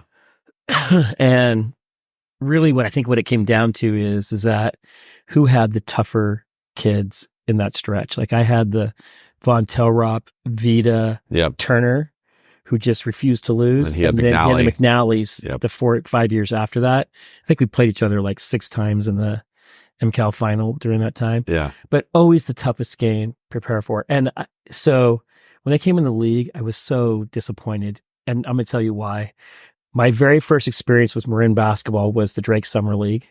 Yeah. And first of all, when we played Drake in the Summer League, it so happens in the Chronicle rankings that year, I think they were 4 and we were 5 to start the year. But in the Summer League game, there were 1,000 people there. Yeah. And I was like, what is going on here? Yeah. Like now I really was like, okay, Marin basketball is different, Right. And then I think our second or third game was against Jonas, and the guy is running 4 corners like in a Summer League game. And I'm like, what the hell is going on here? We called that 3, Rick. That was our 3 play. I'm like, so then when they came in the league, I was like, thank God there's a shot clock. But even with the shot clock, it was just so hard to prepare for his teams because, so Bobby Donlin played for me and assisted for him. And Bobby would tell you, like, my teams never went into a game unprepared. I mean, I scouted everybody very thoroughly. And Jonas obviously prepared his team. I don't remember who said it. Maybe it was Fulton. Yeah. But my philosophy has always been practice has to be harder than the game as well. Yeah. Like if we practice our butts off, yeah, whatever happens in the game, we're ready for. And when you get 2 guys that are like that, right. I mean, I think literally 95% of our games were decided by 1 possession. Yeah. I'm not going to lie. I'm kind of proud that the 34-1 state championship year that we're the one. You're the one. We're the one. Good job, Rick. All right, Rick, it's been really fun to talk to you. The time has flown by, but thank you so much for taking the time to chat with us. And thank you so much for all that you've done for Marin basketball. I appreciate you guys having me on. What you're doing is awesome. Love it. Love listening to the podcast. Thank you for the support. All right. Thanks, Rick. Thank you. Take care. Burke's on his feet. He looks up and gives me a grin and says, "Hey, dude, you too must be from Marin."